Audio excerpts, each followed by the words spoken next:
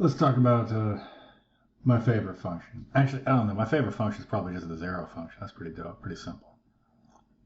Oh, but yeah, I don't know. It's my favorite.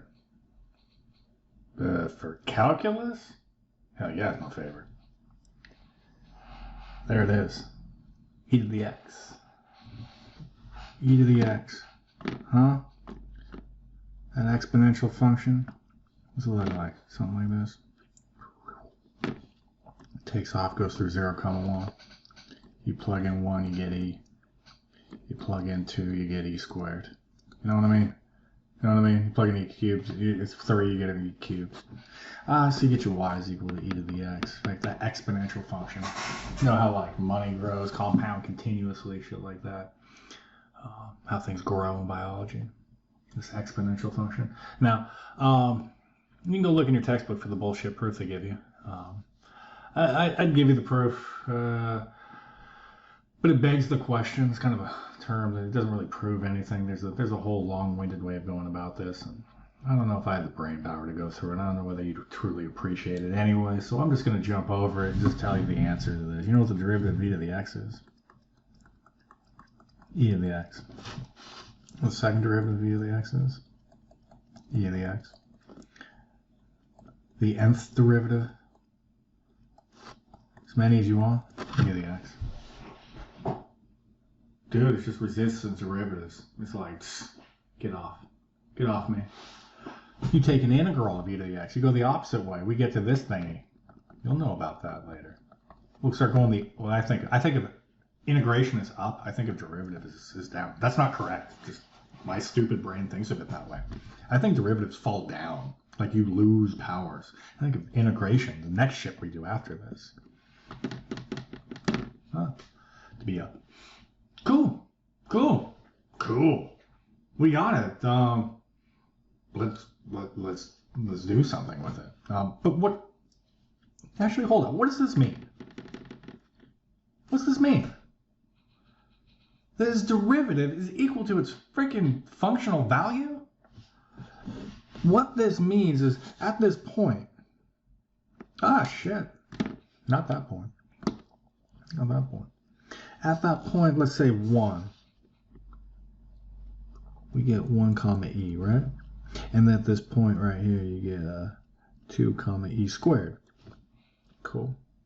Now my graph sucks. This is not to scale or anything. But here's the game.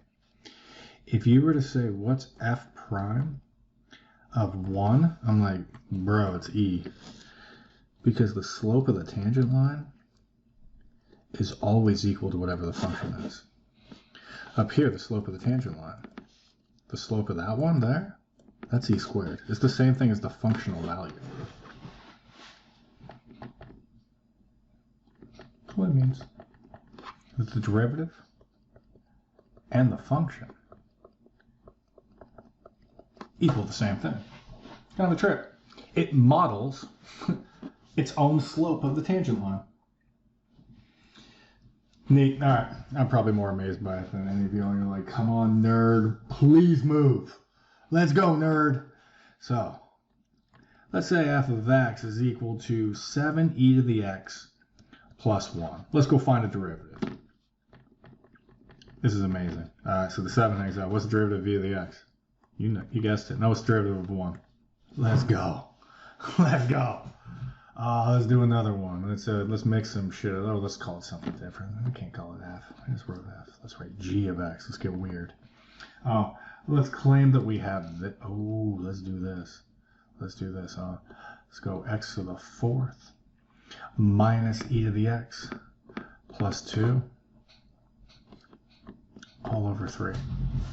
Uh-oh. Let's do some algebra. First, you ever have that thing down that single term where it's going to be like, bro, x to the 4th over 3 minus e to the x over 3 plus 2 over 3. We got rid of that. That's just a constant, huh? That's just a constant. Well, the constant multiples rule still works. Like you were chill with the 7 before, right? Are you going to be chill with the 1/3 that's attached to the e to the x? You going to be chill with that when we write g prime?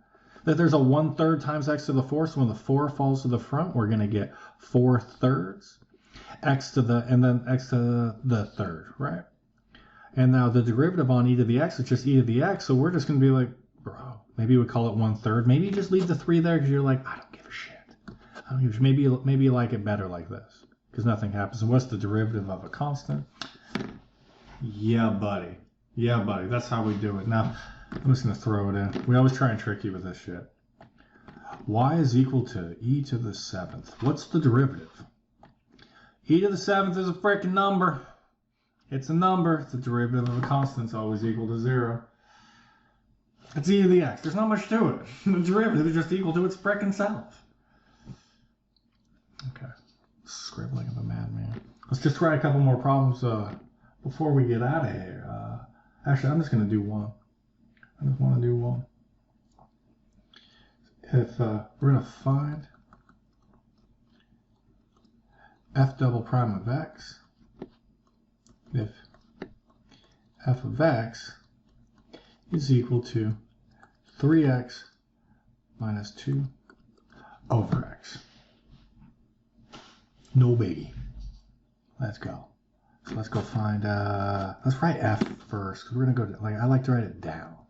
Let's go down with this. So 3x minus 2 to the x to the negative first. We got it ready. Now we're derivative ready.